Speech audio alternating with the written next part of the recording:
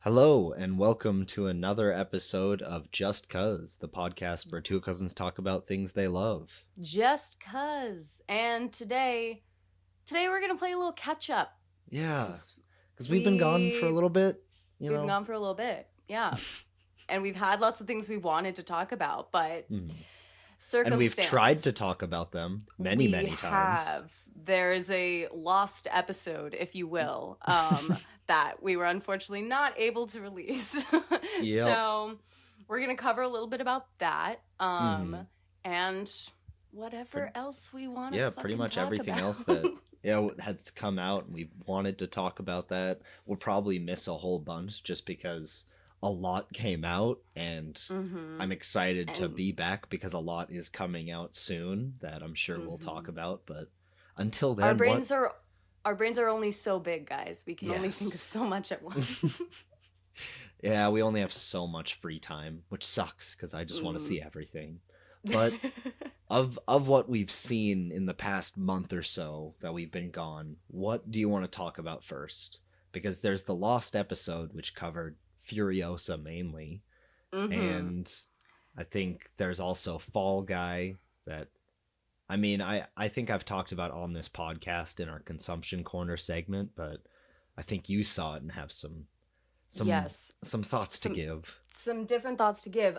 You know what? Let's first of all let's start with you, because if we're gonna start with me, I wouldn't want to talk about Furious at all. But um, so let's start out with that lost episode, because the thing I hmm actually want to talk about, I think I want to talk about it last. So Okay. Okay. let's get into Furiosa. So I really, really enjoyed this movie, but I did not think it was near perfect or near Fury Road, the movie that it is a prequel to. I thought that there are some great moments, but after rewatching it since the Lost episode and since, watching it in theaters, I have come to the realization that it is much too long. It needs an edit. It needs many, many less characters. I'm mainly pointing at uh, whatever Jack guy who I just didn't really I didn't like his character. I thought that he was just He was Max that they put like, in. yeah, just like love interest guy. He was just hmm like, And dude, he he's wasn't. here.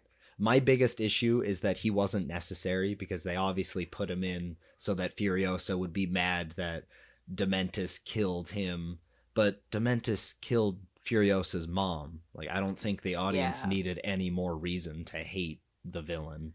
I don't know. I think, okay, well, first of all, let me talk broad. I didn't care for it. And not because it was a bad film. It was great. It was well Mm. made. All the acting was incredible. I love Anya Taylor-Joy. I love Chris Hemsworth. I almost said Liam. Chris Hemsworth. They were all great. Um, it's just it's just not my type of movie. I'm hmm sorry. I didn't enjoy it. I didn't I didn't ever watch Mad Max Fury Road, Yeah. which you know. Wait, I But will make her watch it at some point, but mhm. it's not really the movie that makes you want to watch Fury Road. And I mean, Yeah. it's difficult because the world of Mad Max is so incredibly apocalyptic and weird. Like, I would never want to live there. But I think Fury Road toes the line between entertaining and ridiculous and campy, but also just balls to the walls, epic action all the time. Mhm. And Furiosa tried to, I don't know, do a little bit more, and I think it tried too much. I felt like there were some parts that were entertaining, but for me, it's too much desert, too much sadness, too much like there's no like character arcs. Like Furiosa doesn't really go on an arc. Like she just like is She's just Furiosa, surviving. and then she's just surviving. Yeah, which is fine, hmm but it's not interesting for me as a viewer. I love character drama. That's where I live. That's where I want to be. I don't so much like I like action, but only when it's serving character hmm drama, Which is you why know? I think you might love Fury Road, because that entire Mm-hmm. movie is about, it's Furiosa's movie, which is why I thought it was weird that Furiosa was getting a prequel, because we already got a movie where Furiosa was the main character, and that's Fury Her name Road. wasn't in the title. Her name wasn't in the title, so it doesn't count. That's dumb. Mad Max has always been a side character in his movies, which is perfect. I This was something I brought up in the Lost episode, but I really like how Mad Max is just like this campfire story where all of the movies are this legend of this road warrior that people are telling. And Furiosa kind of broke that, because it kind of showed that Fury Road was something that actually happened. I don't know. That's something Mm. I it was still cool to see a sequel, like a direct prequel or sequel or just whatever, carry on to the next movie. But I think it just didn't work that well for me. And I wish it did, because there are Yeah. some incredible standout moments. Mm-hmm. There are. It's not a badly made film. If it's for you, go with God, enjoy it. I love that for you. Mm-hmm. It ain't for me, but that's fine. Not everything's for everyone. And more people need to understand that. Just because Yeah. you don't like something doesn't mean it's bad. Mm-hmm. Maybe that'll come up when we're talking about something else that we've been Maybe. watching lately. Maybe Maybe. foreshadowing. Just gonna drop that there. Leave it All pinned right. in the wall. Well, I think that's a perfect way. Let's move on. Let's Mm-hmm. talk about the Fall Guy, Yes. because that's the next thing I think you said. I Mhm. don't remember, but I'm pretty sure. So Max saw the Fall Guy and he was like, "It's fine." I saw the Yeah. Fall Guy and I was like, "This is amazing. I love this movie." And I was so surprised that you thought that. I thought it was so much fun. I thought it was like made for me. See, that's the kind of action I like. It was all character serving, Mm-hmm. okay? 'Cause Now I almost said Ryan Gosling in that movie. is It might as well be Ryan Reynolds. I mean, he's doing that No. performance, which is great. No. I'm not saying it's a bad thing. He's doing his Ken thing, and I love it. I love that for him. No, it was just like, it felt so much. It felt like so much love and attention went into this movie, especially like from the people who are making it, who have, who know what it's like to be on a set, who know what it's like to make movies. Like, it felt very much like, it felt very much like being on a set, like a real set, like not often the Hollywood sets that they put you on. And it's not even like the intensity of being on a Hollywood set. It's just the real downtime that they usually have. Because there's so much fucking downtime. I'm sorry. I've been on a set or two in my day, and there's so much of it is boring. Like, and it's repetitive, and you go over and over and over again. You take it from here, and you go back, and you do. It's like, that's what it's like. And him having his romantic "please take me back" speech in the middle of doing this fire stunt over and over and over again was freaking hilarious. I love that. That was funny. So much. Though in the back of my mind, I was thinking, like, how much money are they wasting doing this? Just lighting them on fire over and over and over again. A lot, okay? Movies, you know what? It was not realistic in that aspect. Movies have this specific schedule they have to stick to. Movies and TV, you gotta stick to that schedule or everyone is staying overtime. Like, it's a lot. Oh, they get in the red so easy. But also, okay... I'm sorry, yeah, you go. No, go ahead. I was gonna say, there were a couple problems that I had with the movie. I mean, it started initially and I was really excited that we were going to have this movie within a movie, and I always love that, like Tropic Thunder or Cabin in the Woods meta storytelling, and it does not go that far, and part of me wishes it does, but as time has gone on, I've realized that it really doesn't need that. It's still a fun movie without that level of meta-ness. But I mean, maybe I was expecting that because the director of this, who used to be a stuntman, and you can definitely tell, like you were saying. Oh, yeah. But he directed Deadpool 2, and he directed Bullet Train, which Yeah. I don't know if you've seen Bullet Train. A lot of people don't love it, but I think that movie is so incredibly fun. I Mm. love Bullet Train to death. I didn't see it, but you told me to watch it, so I will Mm. at some point. It's on my list. I have a whole list of movies that Max has told me to watch, and I It's like will. 20 pages long. You'll get to all I'll of them get. I'll eventually. get there. I'm just busy I'm busy watching TV shows and rewatching TV shows. But I just thought it was such a fun movie. Very rarely do I go to the theater and sit there and I'm like, by the end when the credits start to roll, I'm like, I could rewatch that. I could rewatch Mhm. that right now and have a blast. Yeah. I mean, you have a And point. It is just start to finish a fun movie. It's quick, yeah. it's witty, it's all of the action is Mm-hmm. guided in a character point of view so that you can get behind it and it doesn't feel like it's wasting your time. Like it's actually Yes. everywhere. Every time you have an action scene, it's actually going somewhere. And Yeah. that's something that should be a given in all action movies, but it's not. Mm-hmm. And I'm not saying that it's gonna win an Oscar or something, but it's just I'm really happy right now with the kinds of movies that are being put out in the theaters Mhm. because they are it's making it fun to be at the movie theater. You know, like Right. Challengers and Fall Guy and recently Inside Out 2. Oh my god. Mhm. You've Oh my seen god. that? Okay, we definitely Yes. got to talk about that. Holy Yeah. crap. But like it's making it fun to go to the theater. Like even back with Dune 2, like that was an Mhm. event. Everyone went out to see that. Right. And it's it's the culture of going to the movies feels like it's coming back after being dormant for so long after the pandemic, you know? And movie studios thinking that they could skirt around it and just release their movies online, which just caused all those movies to bomb. Like Yeah, obviously they need the theater experience to make money, so they should push for it for a profit point of view, but I love going to the theater and getting that booming sound that shakes your whole body. yeah.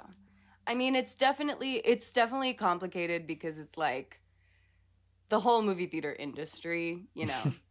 I don't want to get into it. I'll get on a rant. We have lots to talk about. I'm not going to talk about it, but there's a lot going on. Mhm. But There's yes, so much. making it enjoyable for people to go to the movies, especially when movie tickets are sometimes up to like $20 depending on where Mhm. you live. Like Yeah. that's really important to make it a pleasant experience at the movie theater. And the Fall Guy did that for me. So, Mhm. I was happy with it.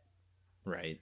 And I mean, on just the topic of movies coming out in theaters, we can move on to Inside Out too, because I definitely Yes. I want to talk about that. Oh gosh. I anxiety. Need I say more? Okay, no, it was like I thought they were okay. Let me start off by saying this. I Hmm. was really, really disappointed when Pixar came out a few months ago and said, we are no longer going to be focusing on individual directors' storytelling. Hmm. And we are going to be aiming for broad appeal, which means sequels. Yep. Sequels and existing IP. That's what Franchises. the franchises. That's what broad appeal means. And I was Hmm. so upset because I don't know if you know this, but Pixar used to have a rule back in the day before they were swallowed up by Disney. But like they used to have a rule. They were like, no sequels. Like Hmm. making Toy Story 2 for them was a really hard push. Like Right. they were like, we want everything to be original, well thought out, and not just a cash grab, like actual art. And Pixar was that for so long. And they still are, honestly, but to use movies like Turning Red and Luca as examples for why you shouldn't tell directors' personal stories. Hmm. Nothing good comes from not doing a director's personal story. Like, what? Like, we were just And talking about The Fall Guy. The director yeah. of The Fall Guy used to be a stunt guy. Okay, that's a Mhm. personal story for him. Obviously, not the context of the story, but like the way that it exists is personal to that director. That's important. Stories like Turning Red and Luca center marginalized children, and they are of broad appeal. They just were not broadly Right. received because they were released on Disney Plus in the middle of a pandemic. Mhm. And I feel like, yeah, the And- point, I'm sorry if I'm stealing your thunder, but yeah, the point, No, go ahead. Talk too much. the whole point of that is, I guess, broad appeal can come from anywhere, because at least Exactly. broad appeal comes from individuals telling their story. Like you said, The Fall Guy Mhm. comes from David Leitch, who has told a lot of really great stories in the past, but I do enjoy The Fall Guy especially, and you can look at that and say, hey, that's a remake from a TV show from the 80s. Like, no one wants that or needs that. A lot of sequels, remakes, franchises, you can look at them and just say, oh my god, we're getting Puss in Boots 2. Why are we getting that? No one wants that. And then it just turns comes out to be out. really good. Yeah, So because I'm sorry, but are you telling me the person who wrote Puss in Boots 2 has never experienced depression? Absolutely fucking not. Like, obviously they did. Like, that's you can't have the fear of death and anxiety and panic attacks and write it so well into your movie and not have that Right. be someone's personal experience. That's broad appeal because you're delving into the human experience and you're bearing your soul through your art, and people are relating to that because people are all the fucking same. We're all the same, guys. Yeah. Sorry to break it to you. You're not a special snowflake. We're all the same. And we all have things, and we all have thoughts and feelings. And when you share them, hey, that will eventually make broad appeal. Things that started out, the things that are IP now, started out as someone's personal story. Star Right. Wars. That was personal to George Lucas. Now it's the biggest franchise in the world. But, like... And he was also ripping off a whole bunch of other Japanese filmmakers. Yes, And some spaghetti and westerns. and the Flash Gordon Chronicles. Yes. Like, that's his experiences with art, and he put them all together and he made his thing. And it's like... Long story short, getting back to Inside Out 2. Yes. I forgot we were Like, even talking about Inside I Out was too. I was very disappointed that was something that Pixar came out and said.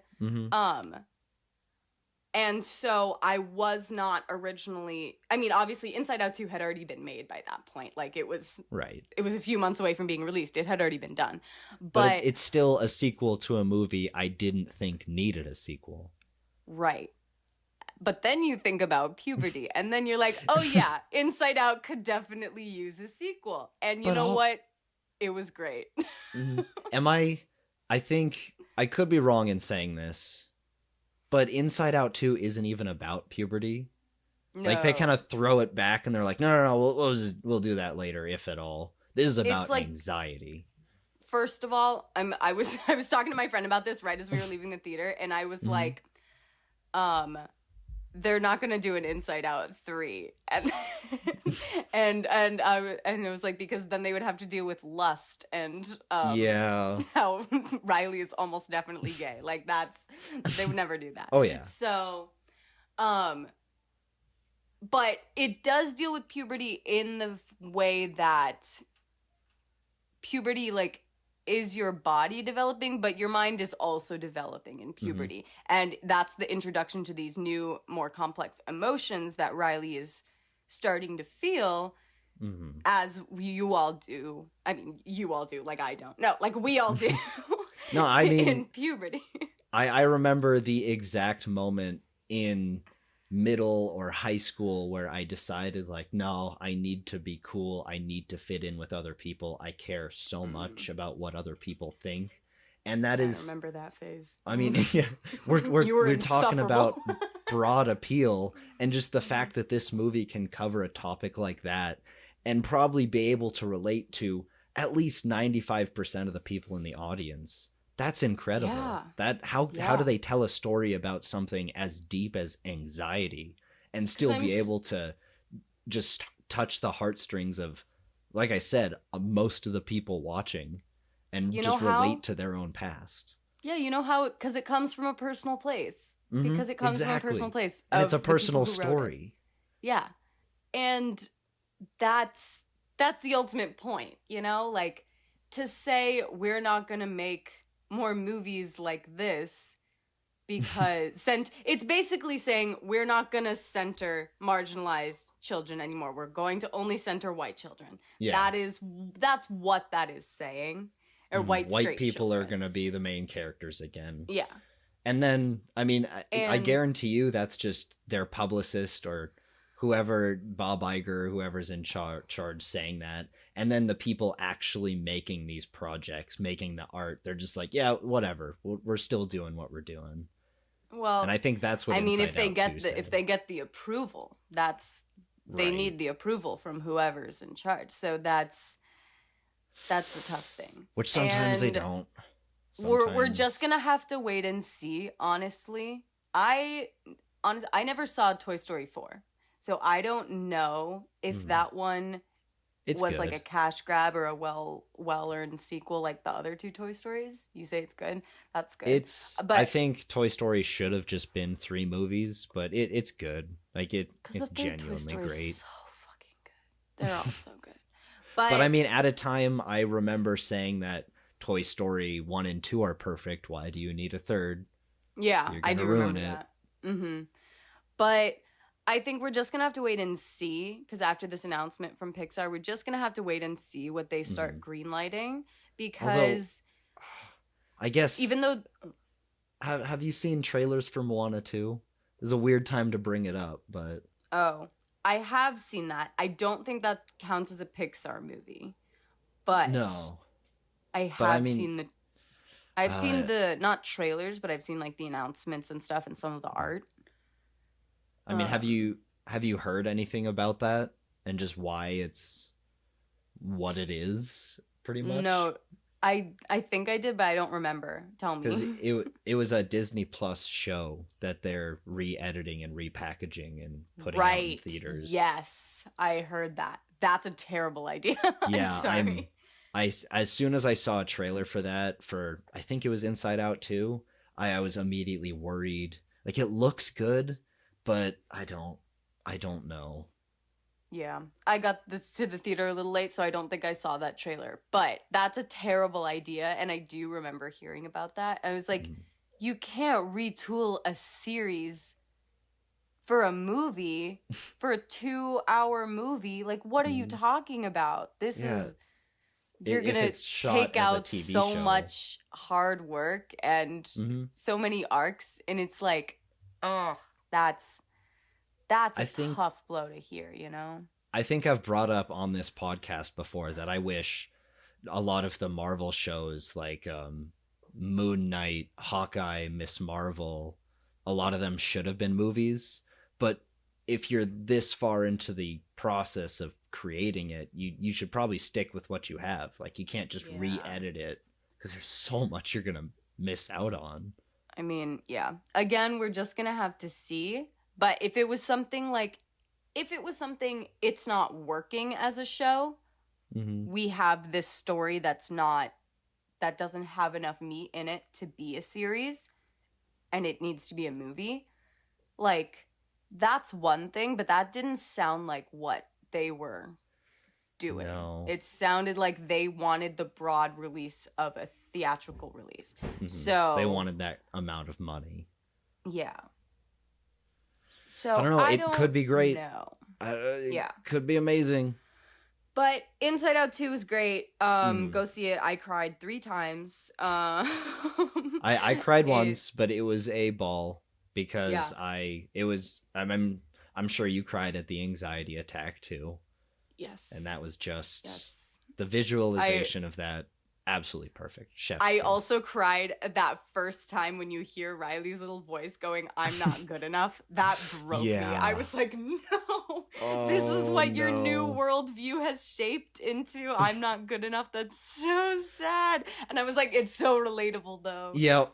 How many and that anxiety teenagers attack, have structured their whole self around the idea of, no, I'm not good enough. Mm-hmm. Yeah. Riley, I want to know. I want to know why Riley's parents haven't put her in therapy. Okay, guys. Maybe that's the next Riley. movie. Riley goes to therapy. Riley needs therapy. She tried to run away and had a huge depressive episode when she was what, 11? Mm-hmm. And then However now young. maybe 10, I don't remember, but then now she's 13 and she's having huge panic attacks and anxiety attacks. Guys, she needs a therapist. You live in San Francisco, you can definitely get her one. Although this movie did have that happy tear moment at the end where she went back out on the ice. There's also a lot of hockey in this movie, which I was not expecting, but she goes back out on the ice and she's just kind of having fun again, and I was just like, no, Riley's gonna be fine. She's good. Yeah, she's gonna right. be fine. She's gonna be fine. She just, this is a common thing with lots of people. They view, like, this is how Riley's mind views sadness and as bad, and let's bury everything that is not, that it doesn't fit into this perfect version of me. But then the second that breaks, you're like, oh, I don't have a sense of self anymore. I don't know what I am. Or my sense of self is I'm not good enough. Yeah. This is because you buried, like, it was so nuanced the way that they did it, like having Joy throw out all the memories that, like, bury them in the back of the mind, all the memories of Riley, failing tests, of doing things wrong, of not being good enough, like, and then anxiety comes in there and picks, and guess what, Yeah. you get the flood coming back. It was really well done. One thing Hold on. Oh, sorry. Yeah, you go. I was just going to say this really quick because I totally forgot about it. My favorite joke of the entire movie was the sarcasm. Yes. The trailer ruined that joke for me because I'd already seen it. Oh, but no. That was great. I didn't see the trailer, and I'm so happy that I You didn't. always have a better experience because you never watch the trailer. I don't Meanwhile, watch I the have to trailers. watch every single trailer for some reason. I don't It's like a it. I look at the compulsion. posters, I look at the art, but I'm like, I will not watch the fucking trailer. I've seen the Wolverine trailer too many times, and I mean the Deadpool Wolverine trailer too many times. And I'm so upset, and I'm like, I don't want to see this anymore. I don't want to know. I'm having the same experience that I had with the most recent Batman movie, where every time a trailer for that new Deadpool movie comes out, it's just or a trailer comes on YouTube, I'm just immediately trying to skip it as fast as possible or covering my eyes. I've been skipping them. I've been zoning out and thinking about what funny popcorn bucket Deadpool's gonna. Can you fuck it? That's the question. If you're with Deadpool, the answer is always a yes. If it's got a hole. Oh my god. Stop, wait, you just reminded me of the worst meme I've ever seen. I will not repeat it.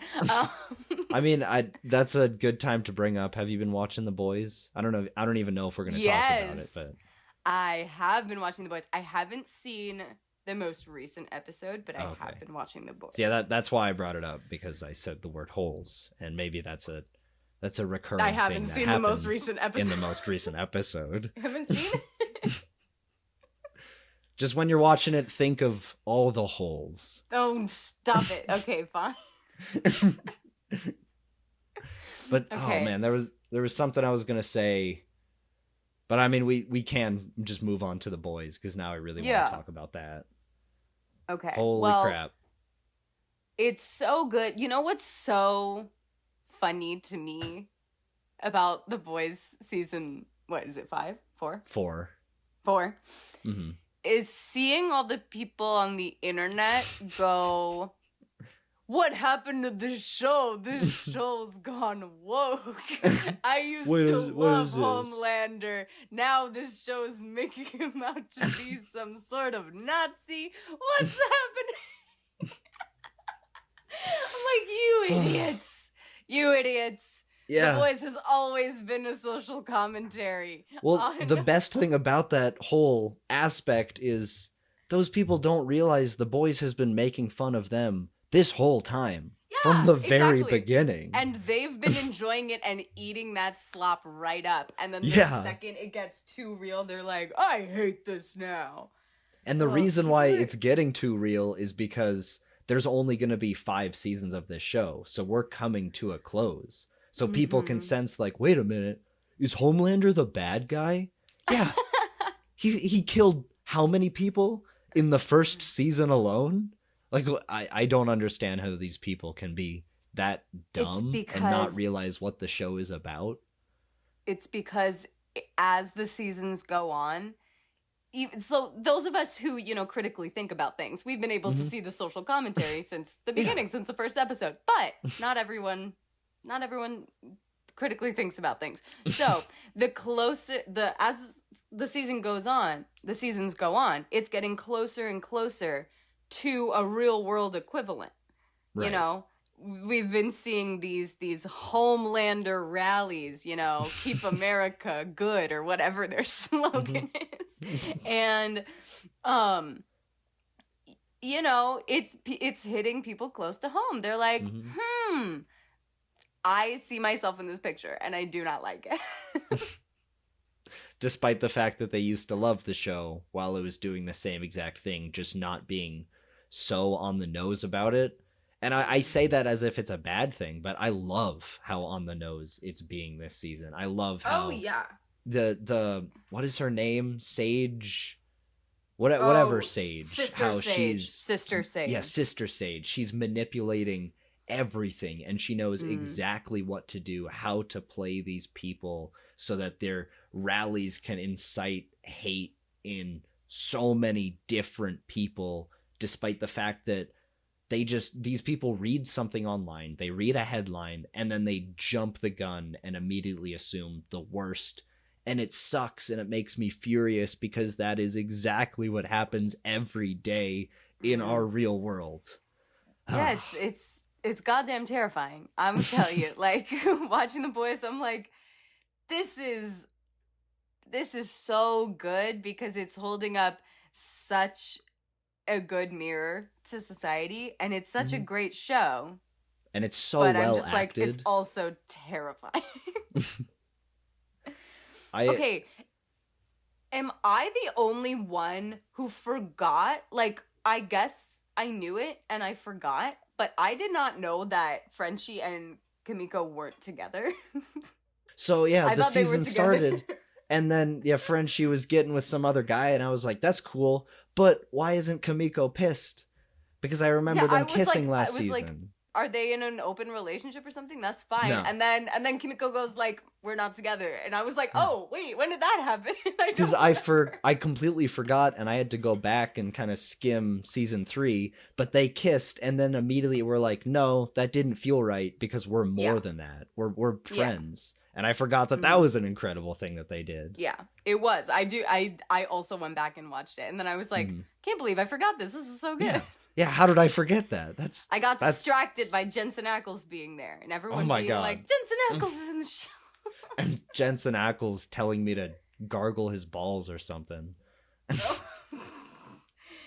That might have been in the what do you stick on, Max? That's interesting. Let's write that down for therapy, okay? Look, it's Jensen Ackles. No.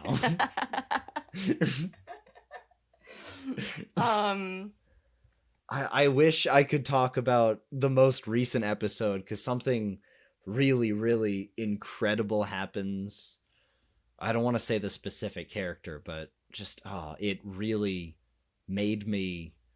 It was the kind of thing that The Boys usually makes me furious, and it's real life events, and it sucks despite it being really, really well written. But then it does this superhero tropey thing. My dogs are barking in the background. But it does this really troped and cliched thing, and it really made my heart just swell 10 times the size like that was the Grinch. It was really, really well done.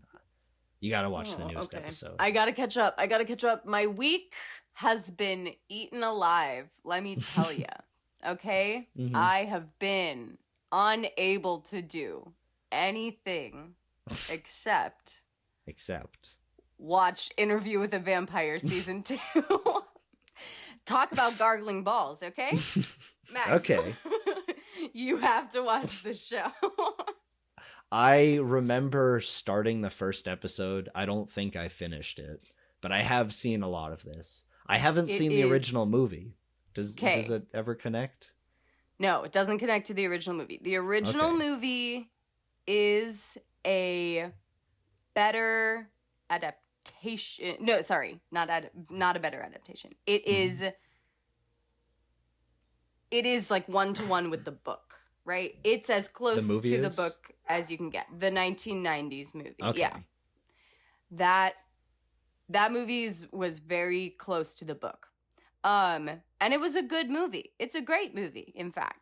Really? But what they decided to do with the TV show adaptation is 100 million times better. I'm so sorry, Anne Rice, but Okay. like, it's so good.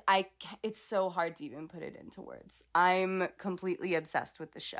So, do you know like the premise of Interview with the Vampire, other than a vampire's getting interviewed? Yeah, I was gonna say, and vampires getting interviewed. That's Yeah. what I know. So the premise is San Francisco, 1973. This is when the book was written. This guy, a reporter, a young, spry reporter, meets a vampire in a bar. And he may or may not believe that he's actually a vampire. But they go home and the vampire says, I want to tell you my life story. You're a reporter. I want you to interview me. And he, vents his entire life story to this reporter. And it's a very interesting story with Is a it lot of all in the that vampires. bar?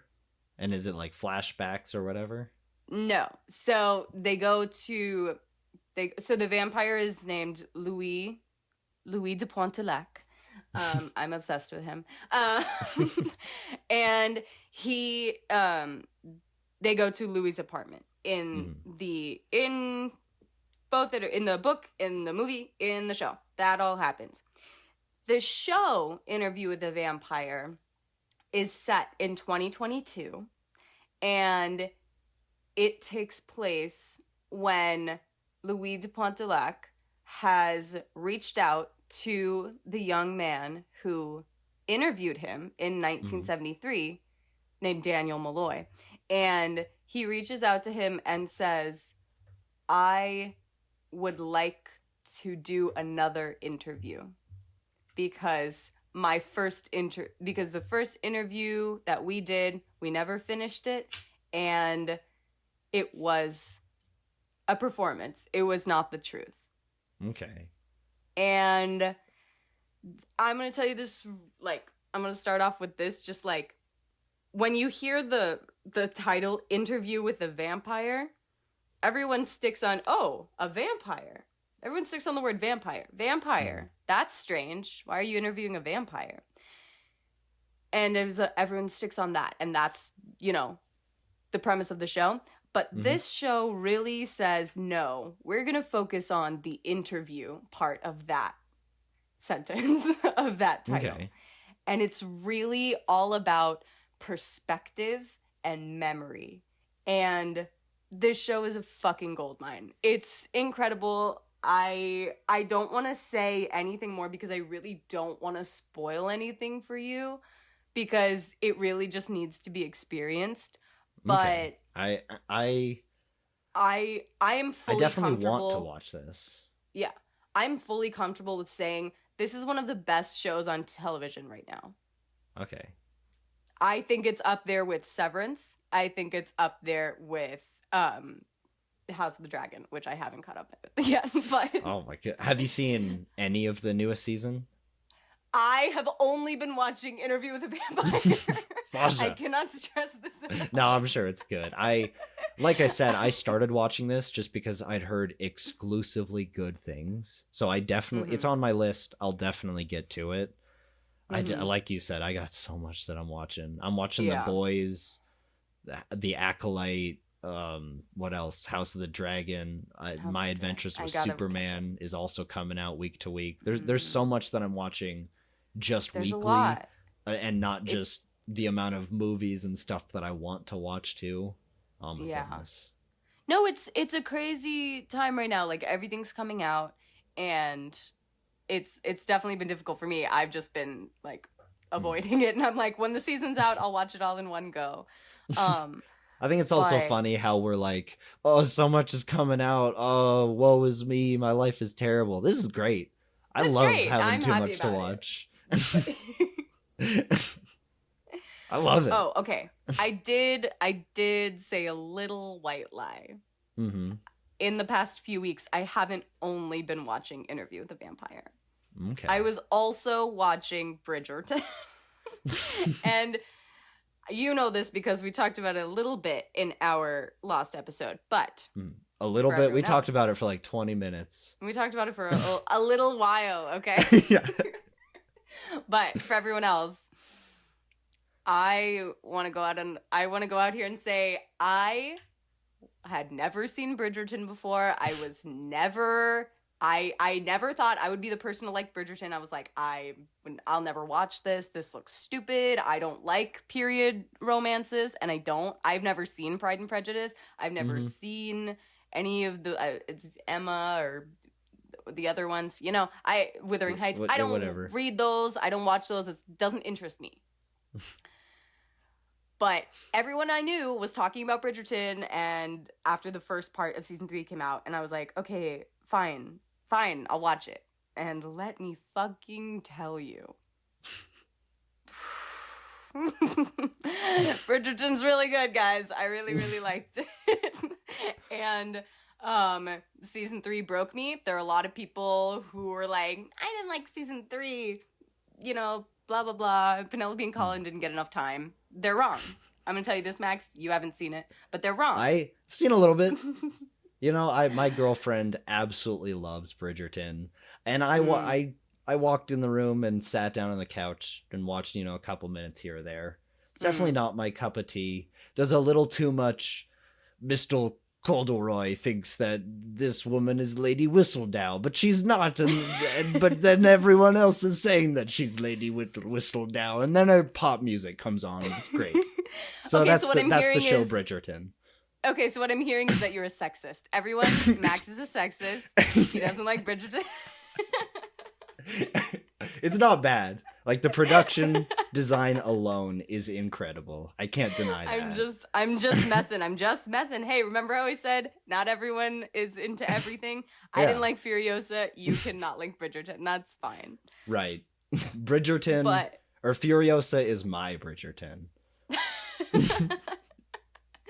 Because it basically is. I think Bridgerton is way better than Furiosa. I'm sorry. I'm gonna put that out there. I'm not comparing the two. Well, I guess I am. Yeah. I'm just saying they're the same. It's all about political intrigue. Guess what? I'm not Furiosa comparing is them. too. I'm just saying they're the same. I'm not saying they're similar. I'm just saying they're similar. Oh my god. Okay. So good. Oh. Yeah, Bridgerton is good. I'll I'm just sure. end this Bridgerton part by saying I actually did. I was so into it after season 3, part 1 came out, and I watched it so quick and I loved it so much. And I was like, I have to know what happens. So I did read the book. And that book was terrible. Let me just say that. The book was awful and I hated it. It was terribly written. I didn't like any of the characters. I liked nothing about that book. But Fun. the things that they do in this show, like Shonda Rhimes does not come to play, okay? She knows exactly what she's doing. And she's like, this has potential, and she made it have potential because the books suck. I'm sorry. I only read that one, but so boring. So From what I'm boring. hearing, the showrunner looked at the books and she was like, I can fix her. Yeah. We can make her stronger, better, faster. Shut up. uh, yeah, no. Book, terrible. Season 3, excellent. The rest of Bridgerton, also excellent. Season 1, less so. But Yes. Bridgerton, Queen Charlotte, all of it. A star. S tier. Love it. If it's your cup of tea, definitely go watch it. Yeah. If you got, like 2 days and a tub of ice cream, sit down and watch it. You'll have a great time. But I mean, all I right. can't. What's next I on was the gonna agenda? say we could move on to our next segment, but we've kind of been in it for the past little No. bit anyway. Let's move on because we've been talking about new stuff and movies and TV. Yes. The next segment Now- is we can talk about some other stuff. Because it's the consumption corner where we're just starved for content. Sasha, what have you been consuming lately? Well, I just started a new book. You might remember last year when I was really obsessed with the author T.J. Klune and reading all his books. He had another book come out. It came out a while ago and I just didn't read it. But it's called In the Lives of Puppets. And I'm sometimes really it just takes digging you a it bit to so get far. to it. Exactly. It's sitting there on the book pile. But Yeah. I finally started it and it's really good. I thought I wouldn't like it because I was like, oh, I don't want to do the whole Pinocchio thing. But it's not really about puppets. It's about robots. So it's sick. So it's just puppets without the strings. Exactly. No. Virtual strings. No. I'm just thinking of Ultron, James Spader singing "You Got No Strings on Me." God. Got no strings on me. God, that was a great choice. That was a great choice that they made. You know what? There's not a lot of great choices made in Avengers 2, but that was a great choice. You know, I don't know I applaud why them. this random tangent came up, but Avengers 2, that's a example of the trailer being better than the movie. God, that trailer is so epic and phenomenal. That was a pretty good trailer. The movie wasn't awful. No, but it's just not great. It's one of those Marvel movies where upon rewatch, it's actually really good. Like Doctor Strange or, one of those early phases movies that people kind of just brush off to the side. But it's amazing. Yeah, but anyway. not like Thor the Dark World. Thor the Dark World is one that I was going to say, but I was like, yeah, no, that one is kind of boring. Nah, it's bad. It's still fun. I don't know how we got on that this might be the tangent. case. Fun, it is fun. I like seeing Loki impersonate Captain America. I think that's fun. That is so much fun. I forgot that even happened. But something that I have been consuming is quite a few comic books, but one is called Black Hammer, and I have been reading so much into this because I was planning on just going into the first, main volume and then seeing what the story was and maybe seeing if I wanted to read more. But since I've finished that first volume, I've read every single side story that this universe has, and I'm close to finishing the main story, which is like 5 volumes down the line. I love this Black Hammer universe so incredibly well. Like 90% of it is written by Jeff Lemire, and Jeff Lemire always hits. He wrote a very good Moon Knight story that I should lend to you sometime because it is. I love it's Moon incredible. Knight. But he also wrote Sweet Tooth, the comic, if you've seen that show. Oh, yeah. I've seen the comic. I haven't read it, but I've seen it. Yeah. But yeah, everything he does is really good. And if you like Jeff Lemire or just really intriguing stories that you don't know what the heck is going on and you need to know the mystery behind it, check out Black Hammer.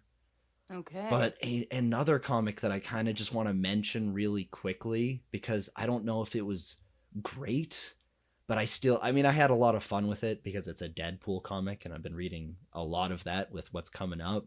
But it's called Black Panther versus Deadpool, and it was really, really fun. But the one thing that I really want to bring up is the idea that it brings up that Deadpool doesn't have a healing factor and he's not even really a mutant. It's the fact that his cancer is the thing that has mutated and he's just He's not even a human. He's just one big tumor that has just mutated and become self-conscious. Like Wade Wilson just isn't a person. It's a weird idea, but I love I it. remember I remember you telling me this, and that Mm. is a weird idea. I kind of love it. The more I think about it, I think it's cool, but isn't the point of his first of all, cancer is your own cells, so it is still him. yeah. I Cancer's mean, just in your a own sense. cells overexpressing and creating tumors. So maybe that's why he's overexpressive. Theorizing. Not with the biology humor. I can't take it. Kill me. Someone out there is dying, just keeled over laughing, and you know it's it. me. It's me. Oh gosh. But anyway, I thought the point of Deadpool is that his cells keep regenerating and keeping him alive, but the cancer also stays alive because they're his cells. Or just the fact that the cancer is fighting it at the same rate.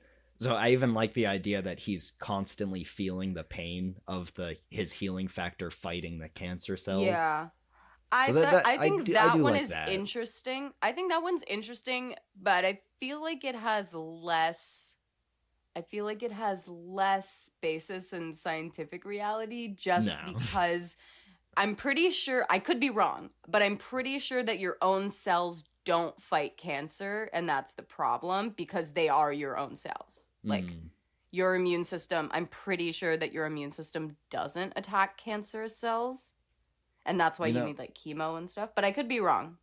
Though I'm sure whenever Deadpool is written, when he was created, and even now in the movies, no one's thinking this deeply about his cancer and his healing factor. If I am, that means definitely someone else is, you know? I hope he is. You know, like one I said, thing... we're all the same.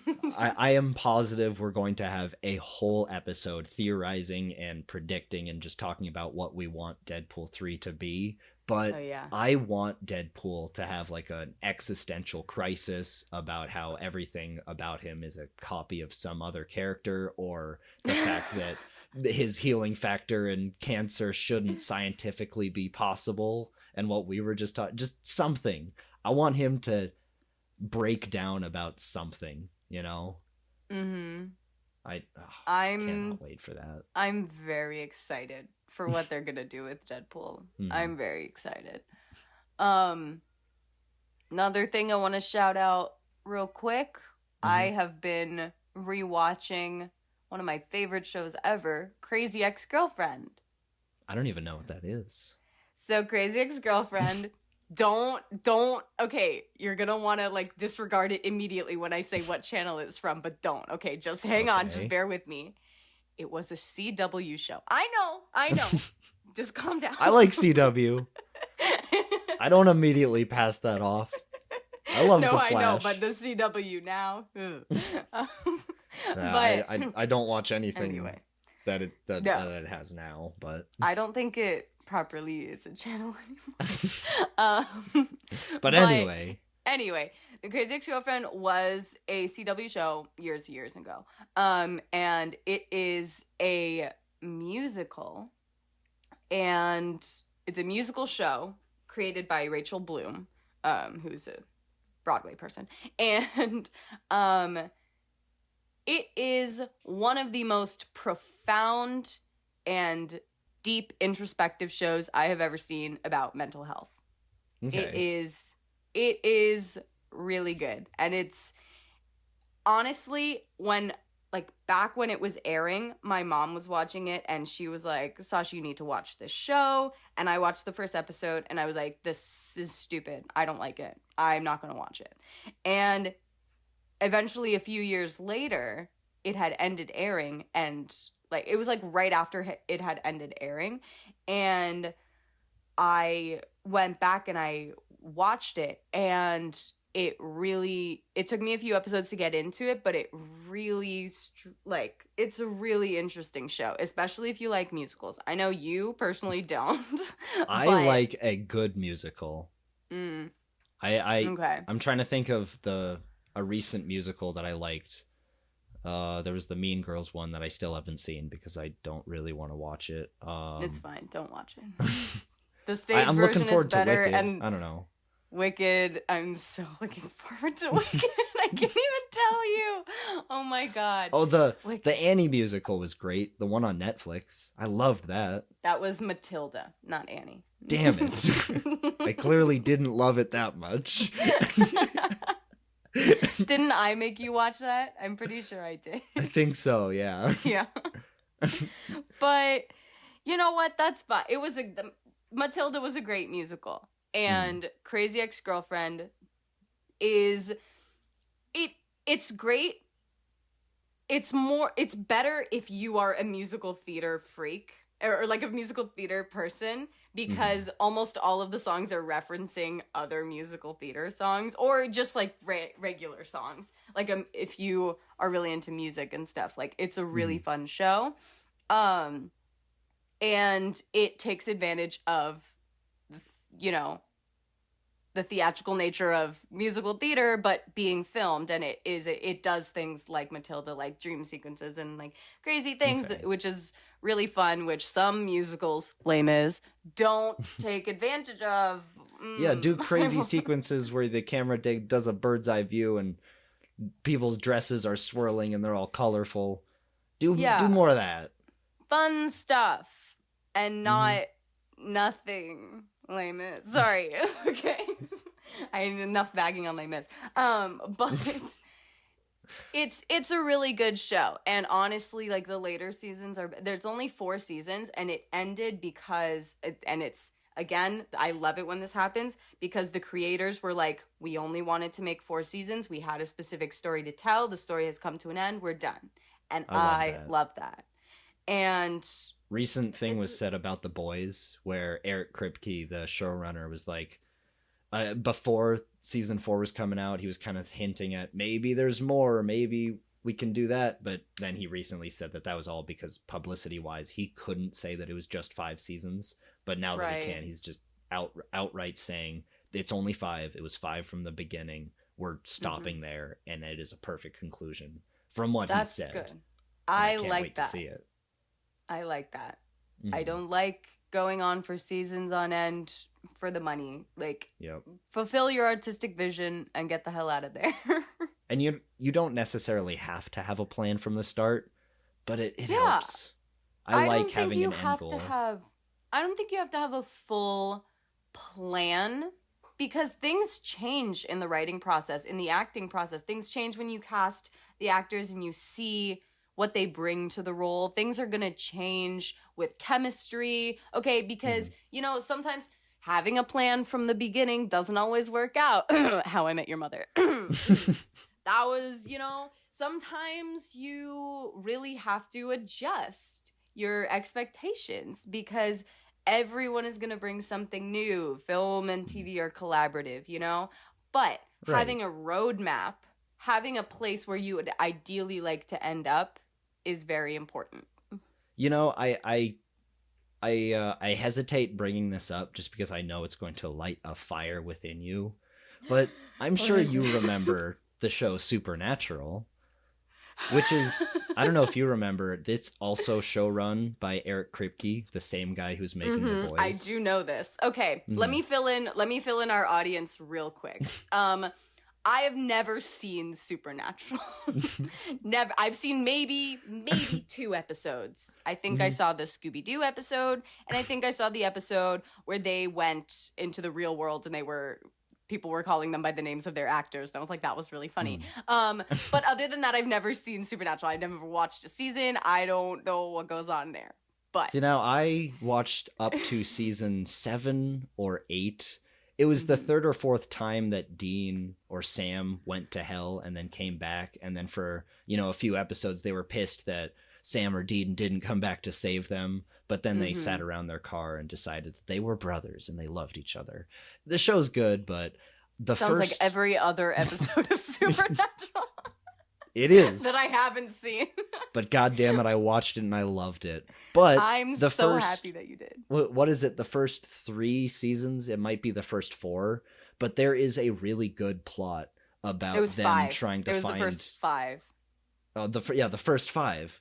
It was about them trying to find their supposedly dead dad, who was played by Jeffrey Dean Morgan, and you could tell that those first 5 seasons were supposed to be one conclusive arc and story, and it was supposed to end there. But for They money had a reasons, plan. they kept on going. And they kept going for like 15 more seasons. There's so much But, Supernatural, yes. and that's why I dropped off. Yeah. The reason that I know so much about Supernatural is because do you guys remember when we were having a presidential election between Donald Trump and Joe Biden?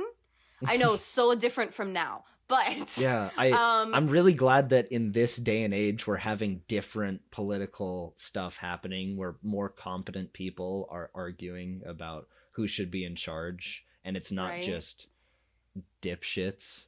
Sorry, It's what? not I didn't mean to two say that. Terrible old men talking about their golf handicaps and bizarre nonsense. Right. Of course. Yeah. Totally different from now. Anyway, back then, way back in the past, in what was that? 2021?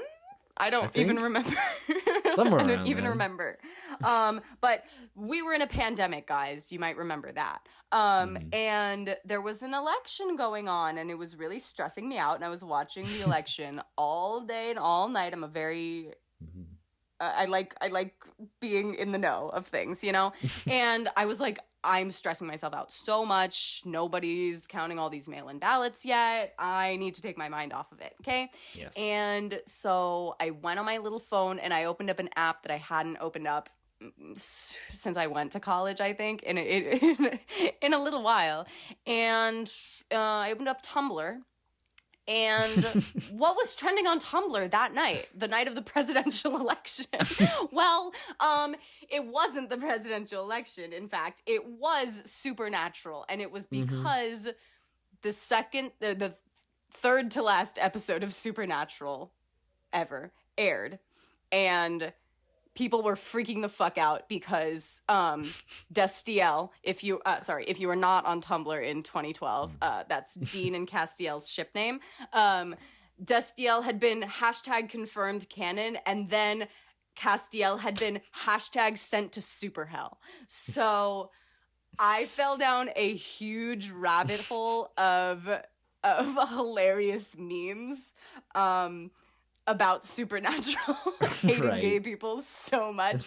And it was just so fun for me. And it took my mind off the election. And so I got very into the lore surrounding Supernatural. There's still a lot never of having Supernatural seen an episode. behind the scenes being a little homophobic. And by a little homophobic, I mean a lot.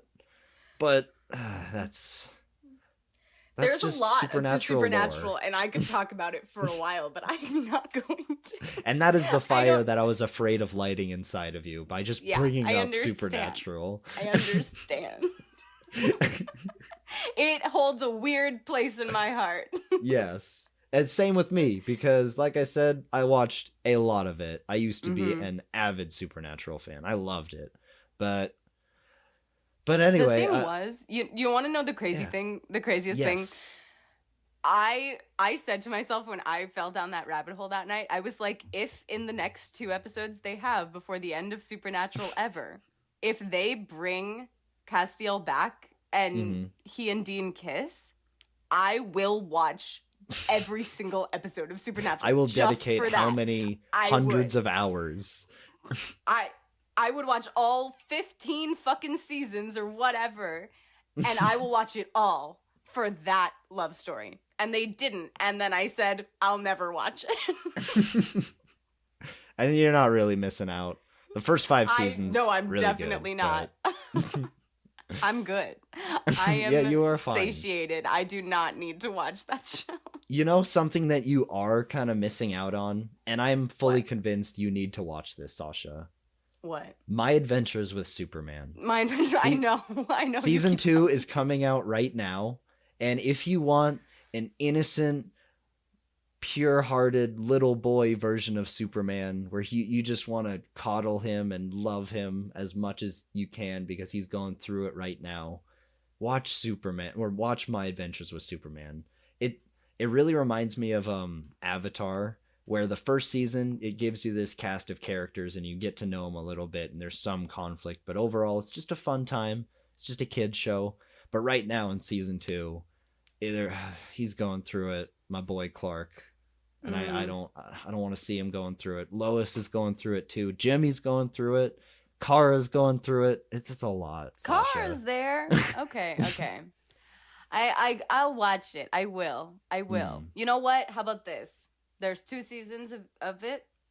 Okay. You watch Hmm. Interview with the Vampire. I'll Okay, watch I My will. Adventures with Superman. Okay? I We'll do don't that. We'll think do a buddy watch, but a different show.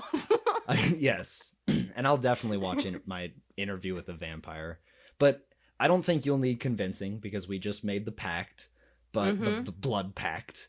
The But Blood Pact. if it convinces you to watch it, there is a robot brain and a sidekick gorilla that Superman has a villain of. And rather than being a just one note villain in this show, they are somewhat good guys who are in a relationship with each other. And I love that for them. They're really cute in I'm this show. sorry. I'm sorry. I'm sorry. Do you think I'll watch anything with gay people in it? How dare you?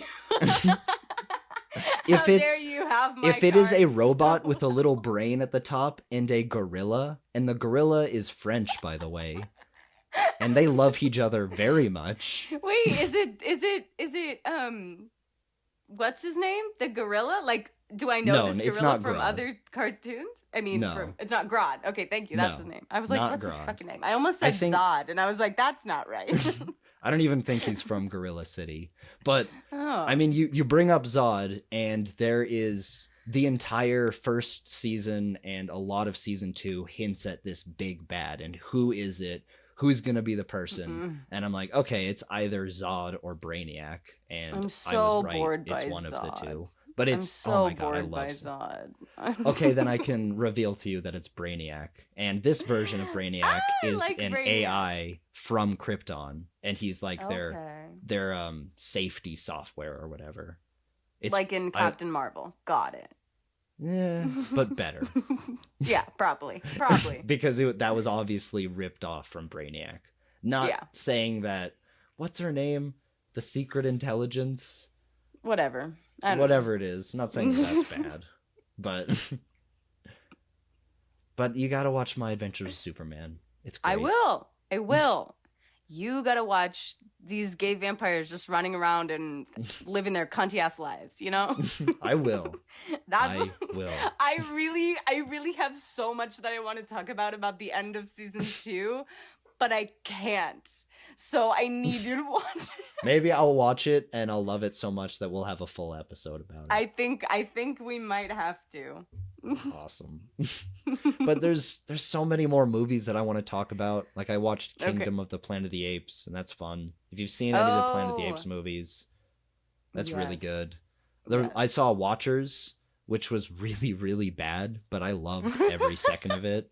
If you've seen Old, M. Oh, Night no. Shyamalan's last movie, it's very similar to that. Yeah. Where it's just Yeah. stupid premise. You can sort of guess the twist, but you're still wondering how they're going to reveal it. And a lot of the reveals are Right. dumb and the character choices are dumb, but man, it was a blast. You know what I'm there's- not super looking forward to? M. Night Shyamalan's new movie, Trap. I am don't know. hesitantly excited for that. I don't know. Like, it looks okay. Like, in some trailers, it looks okay. And then in other trailers, I'm like, this looks really bad. So I can't decide. But It's the kind of thing where I wish that I could go in not knowing the premise that the trailer spoiled, but also I Yeah. probably wouldn't watch it unless I knew that premise. So, I Right. don't know. I don't know. definitely have seen more movies since we've last talked, but I can't think of any. I'm gonna try and This is the watch. problem. I need to make a list or something. Oh, I also watched A Quiet Place Part One, the prequel. I wasn't expecting a lot from that, but I Oh, loved it. I heard it was bad. Oh, interesting. Okay, I've heard that it was not good. I Other than thought that it Lupita's was performance, which was amazing. incredibly. Sorry, I thought that it was incredibly well made, but I don't think it was necessary. The one Yeah. reason why I loved it is because the Lupita Nyong'o, I don't think I said that right, but she Nyong'o. is the main character and she doesn't talk a lot. Her acting performance is incredible, but she's not the main character. The main character is her cat, and that cat is awesome. I love that cat. That's why I loved the movie. At first I thought you were like pulling an actual, like, she's not actually the main character, and I was like, oh, interesting. Who else is in that movie even? And then you're like, no, it's a cat. I'm like, oh, okay, got it. Yeah. I don't mean to spoil too much, but the cat is in it a lot more than I was expecting. So maybe it I is the love main that. character. I love that. You know what? Give it an Oscar. It should. Give that It was- cat an Oscar. So I was doing a review for my YouTube channel of A Quiet Place, and I found out that that cat was played by 2 different cats. So give those 2 cats an Oscar. Give Maybe them split an it in Oscar. half. So, They could kiss put- it like they did in Challengers. shape and okay, never mind what I was gonna say.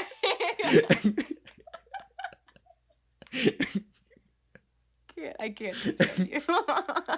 Okay. Oh my goodness. Excellent. Oh, I mean, there's a Wow. bunch more that I could talk about. It probably won't be topical, but we can save it for another episode. yeah. We could talk forever, but I think Mhm. that's been a podcast. I think this has been a good review roundup. But yeah, this has been a podcast where, I don't know if you heard, but my dogs were smelling the steaks that my girlfriend was cooking outside, and they weren't having it. They were barking a lot. That's a terrible ending.